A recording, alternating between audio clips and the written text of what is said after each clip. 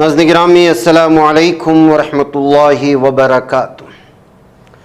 आज की बात ख़ास बात में आप लोगों का इस्तकबाल है। नाज़रीन गिरामी, मैं अंसार अज़ीज़ नदवी इस वक्त आप लोगों के सामने दिन भर से आई हुई कुछ अहम तरीन ख़बरों की तफसीलात लेकर हाजिर हूँ। तफसीलात में जाने से पहले आप लोगों से जो दरख्वास्त होती है उस पर तवज्जो करने की अपील करूँगा।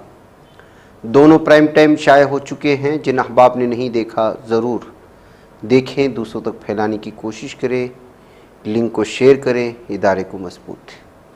आइए पहली ख़बर की जानिब बढ़ते हैं। मौजूदा पुराशोभ दौर में जब मादियत परस्ती, वक्त की बेकदरी और इबादात से गफलत आम हो चुकी है, एक नहायत अहम और बामकसद रूहानी तहरीक नमाज के उन्वान से मिनसे शुहूद पर आई है। इस तहरीक का बुनियादी मकसद माशरे में नमाज के अमली एहतिमाम, उसकी रूहानी कैफियत और इज्तिमाई शऊर को फ़रोग़ देना है। ये तहरीक अफराद, ख़ानदानों, इदारों और पूरे माशरे को नमाज से जोड़ने का एक शऊरी, मुनज़्ज़म और बेदार कुन अमल है, जो दिलों में ईमान की हरारत, अखलाक की पाकीज़गी और किरदार की अज़मत को ज़िंदा करने का दाइया रखता है। इस बाबरकत तहरीक व तहरीस जनाब अलहाज नूरुल्लाह साहिब वेल्लूर ने की, जिनकी दीनी वाबस्तगी, रूहानी शऊर और इस्लाही काविशें किसी तारुफ़ की मोहताज नहीं। इनके क़ल्ब हसास में तड़पने वाली दर्दमंदी ने तहरीक नमाज को एक मुअस्सिर, मुफीद और बामकसद मुहिम की सूरत अता की। इसी सिलसिले की गिरां कदर अमली काविश मौलाना हबीबुर रहमान हुस्सामी और अलहाज नूरुल्लाह साहिब की मुश्तरका मेहनत का नतीजा नमाज डायरी है, जो न सिर्फ इनफरादी मुहासबे का एक बेहतरीन ज़रिया है, बल्कि ख़ानदानों और इदारों के लिए भी नमाज के अहतमाम की जानिब अमली रहनुमाई फ़राहम करती है। ये पूरी तहरीक मौलाना ग़ियास अहमद रशादी साहब सदर सफ़ा बैतुल माल की सरपरस्ती में शुरू की गई, जिनके इल्मी, फ़िक्री और दीनी क़ियादत इस्लाह उम्मत के हर पहलू को मुहीत है। इनकी ज़ेर निगरानी ये तहरीक नमाज जैसे असासी रुकन की तरफ मुतवज्जह करने वाली एक निहायत बरवक्त, बामाना और माशरती इस्लाह की जानिब पेश रफ्त है।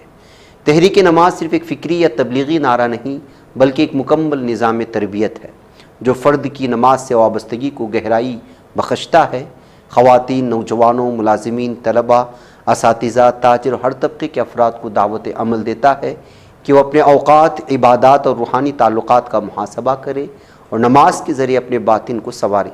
ये तहरीक उम्मीद दिलाती है कि जब नमाज ज़िंदा होगी तो दिल बेदार होंगे, ज़मीर रोशन होंगे और एक ऐसा माशरा वजूद में आएगा जो ईमान, अखलाक और किरदार के आला नमूने का आईनादार होगा। तो नाज़रीन गिरामी, इस सिलसिले में इस वक्त सफ़ा बैतुल माल की जानिब से और उसके मुताल्लिक़ा दीगर शोबाजात की जानिब से भरपूर तौर पर जो है इस पर तवज्जो देने की, उलमा इकराम को इस जानिब तवज्जो दिलाने की मुकम्मल कोशिश हो रही है, ताकि मुसलमानों में नमाज के सिलसिले में हसासियत पैदा हो। सुप्रीम कोर्ट ने अराज़ी के एक मामले में दिए गए अपने फ़ैसले को वापस ले लिया है। दरअसल एक फ़र्ज़ी अर्ज़ी गुज़ार ने फ़्रॉड करके सुप्रीम कोर्ट से अपने हक़ में फ़ैसला करा लिया था, और जबकि सुप्रीम कोर्ट के सामने फ़्रॉड का इंकिशाफ हुआ, इस पर अदालत ने सख्त बरहमी का इजहार करते हुए तहक़ीक़ात का हुक्म दिया है। जस्टिस PS नरसिम्हा और जस्टिस जुए माल्या बागची ने सुप्रीम कोर्ट रजिस्ट्री डिपार्टमेंट से मामले की तहक़ीक़ात कर 3 हफ़्ते में रिपोर्ट पेश करने का हुक्म जारी कर दिया है।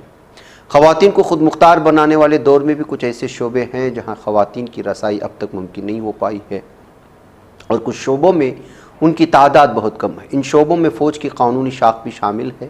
इस ताल्लुक़ से सुप्रीम कोर्ट ने मरकज़ी हुकूमत से सवाल किया है कि अगर ख़वातीन हिंदुस्तानी फ़िज़ाया में राफ़ेल जंगी तैयारा उड़ा सकती हैं, तो फिर फ़ौज की कानूनी शाख में आला ओहदों पर क्यों तक़र्रुर हासिल नहीं कर सकती। जस्टिस दीपांकर दत्ता और जस्टिस मनमोहन की बेंच ने इस ताल्लुक़ से अर्ज़ी पर समाअत करते हुए 8 मई को फ़ैसला महफूज रख लिया। बताया जा रहा है कि मरकज़ी हुकूमत के जवाब के बाद बेंच अपना फ़ैसला सुना सकती है। उत्तर प्रदेश के मदारिस में अब यूपी बोर्ड की तरह तालीम देने का रास्ता हमवार हो रहा है, यानी मदारिस में 9वीं से 12वीं तक के तलबा को अब साइंस और रियाजी जैसे सब्जेक्ट पढ़ाए जाएंगे। यूपी बोर्ड की तर्ज पर इन सब्जेक्ट को मदरसा बोर्ड के निसाब में शामिल किया जाएगा। इसके लिए जल्द ही समाजी फलाही के डायरेक्टर की सदारत में तश्कील कमेटी की मीटिंग होगी।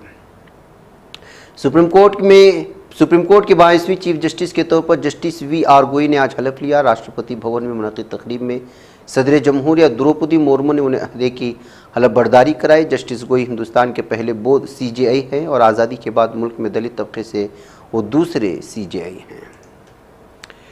माइक्रोसॉफ्ट एक बार फिर बड़ी तादाद में अपने मुलाजिमीन को बाहर का रास्ता दिखाने जा रहा है। रिपोर्ट के मुताबिक कंपनी आलमी सतह पर अपने 3% मुलाजिमीन की छटनी कर देगी, जिससे तकरीबन 6000 लोगों को अपनी नौकरी गंवानी पड़ सकती है। अमेरिकी मीडिया रिपोर्ट में बताया गया है कि इस छटनी में सिर्फ वाशिंगटन रियासत में ही 1985 मुलाजिमीन मुतासिर होंगे।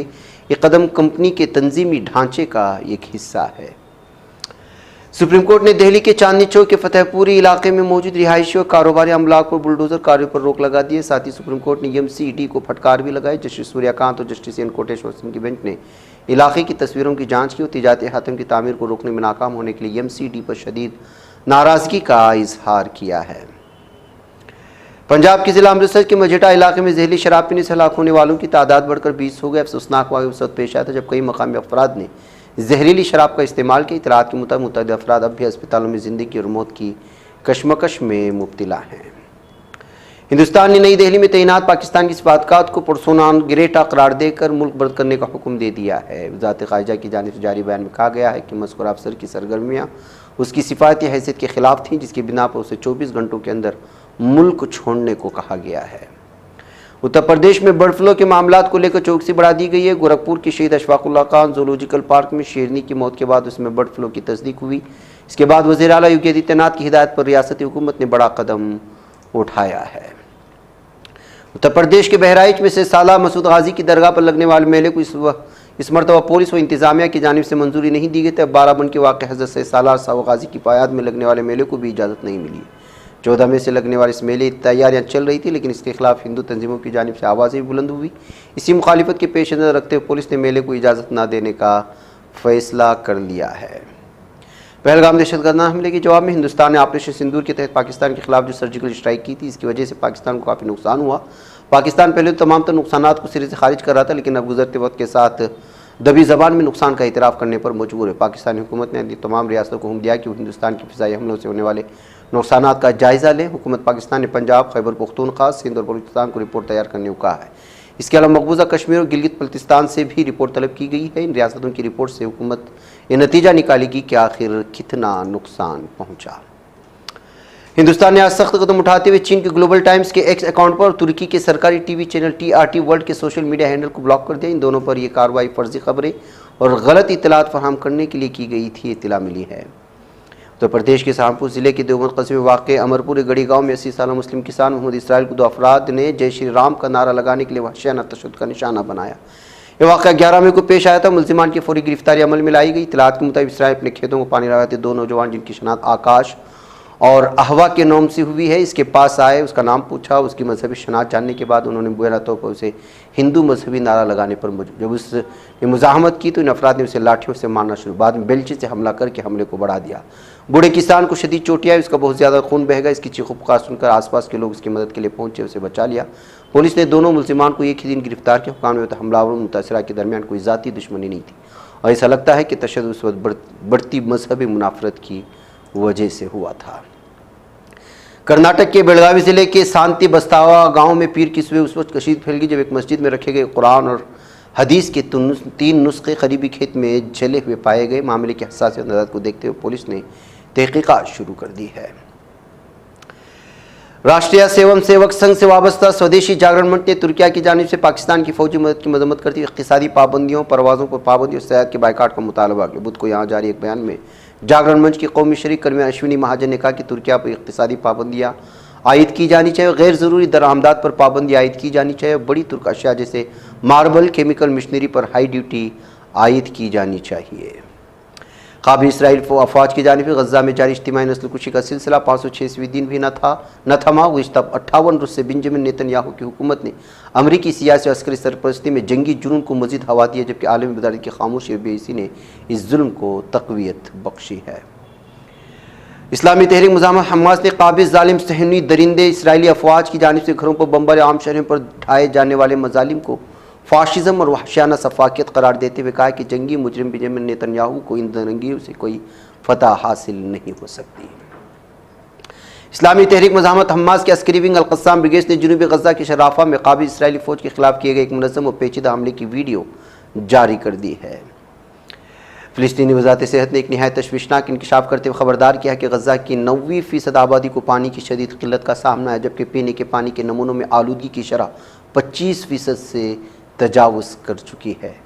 वो जो बरसों तक मज़लूमों की आवाज़ बना, आज खुद एक अलमनाक खबर बन गया है। फ़िलिस्तीनी सहाफ़ी हसन इसलाह, जो मैदान जंग से सच्चाई का पैगाम दुनिया तक पहुँचाते थे, आखिरकार क़ाबिज़ इसराइली जालिम दहशतगर्द दुश्मन के बुज़दिलाना और सफ़ाकाना हमले के निशाने पर आ गए। उन्हें उस वक्त शहीद किया गया जब वो खान यूनिस के नासिरिया हॉस्पिटल में एक साबिक़ा हमले में ज़ख्मी होने के बाद ज़ेर इलाज थे। इस वाक़े को गुज़रे 37 दिन हो चुके थे। नाज़रीन गिरामी, आज की बात ख़ास बात में इतना। इंशाअल्लाह फिर आप लोगों से मुलाकात होगी। मुझे इजाज़त। अस्सलामु अलैकुम वरहमतुल्लाहि वबरकातुहू। ये चैनल हक निगर बन कर कुचल देता है फितनों को, अगर गंदी हो पॉलिसी तो मरते देख कितनों को। इसी बाजार में बिकते हुए देखा है सपनों को, सभी यकसां है ये पैगाम दो गैरों को अपनों को।